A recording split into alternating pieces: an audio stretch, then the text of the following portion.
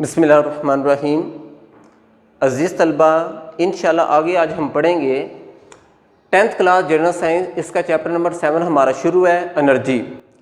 बेटा हमने पीछे पढ़ा था बिजली पैदा करने के रवायती तरीके। आज हम पढ़ेंगे इंशाल्लाह इलेक्ट्रिसिटी पैदा करने के गैर रवायती तरीके।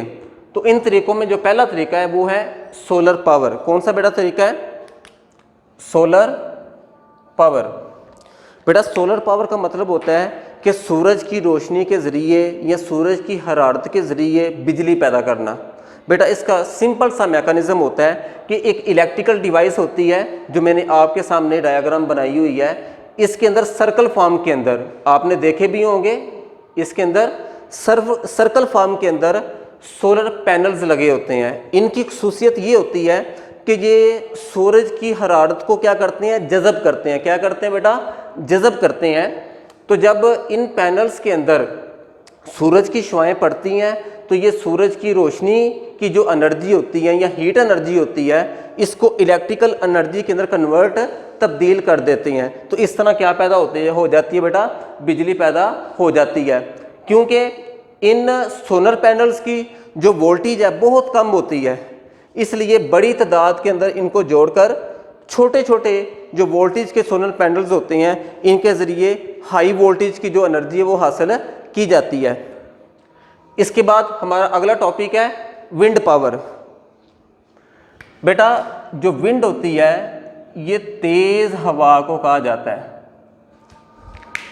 तेज़ हवा को कहा जाता है। तकरीबन 80 फीट के ऊपर ना 80 फीट के ऊपर वहाँ पे बेटा हवा का जो प्रेशर है बहुत ज़्यादा है। हवा का प्रेशर बहुत ज़्यादा है। तो इतने लंबे हाइट के ऊपर खंबे बना के उनके ऊपर पर लगाए जाते हैं, जो मैंने आपके सामने ये डायग्राम बनाई हुई है। और उसके पीछे क्या लगा होता है? टरबाइन जनरेटर लगा होता है। तो जैसे हवा का प्रेशर बड़ी तेज़ी के साथ आता है तो ये जो पंखे हैं ये घूमना शुरू हो जाते हैं। क्या हो जाते हैं बेटा? घूमना शुरू हो जाते हैं। तो पीछे से टरबाइन चलता है और इसका जैसे टरबाइन चलता है तो आगे जनरेटर चलना शुरू हो जाता है। तो इस तरह विंड पावर यानी हवा के ज़रिए से बिजली पैदा की जाती है। हमारा लास्ट जो टॉपिक है वो है टाइडल पावर। बेटा जो टाइडल है वो लहरों को कहा जाता है। लहर जो समंदर की लहरें, जो चांद की कशिश की वजह से जो समंदर के अंदर बड़ी बड़ी लहरें पैदा होती हैं, उसको टाइडल कहा जाता है। क्या कहा जाता है बेटा? टाइडल। बेटा जैसे समंदर के अंदर ये लहरें पैदा होती हैं ना, तो समंदर के करीब डैम्स बनाए जाते हैं।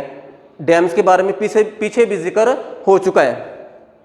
और जैसे ये लहरें पैदा होती हैं तो उन लहरों को उन डैम्स के अंदर क्या कर लिया जाता है? स्टोर कर लिया जाता है। और जब वहाँ पे पानी का प्रेशर बहुत ज़्यादा हो जाता है तो फिर एक ख़ास रास्ते के ज़रिए से बड़े प्रेशर के साथ पानी आता है। तो आगे क्या लगा होता है बेटा? टरबाइन लगे होते हैं।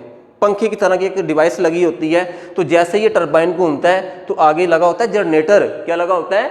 जनरेटर लगा होता है। तो जैसे जनरेटर चलना शुरू होता है तो बेटा क्या पैदा हो जाती है?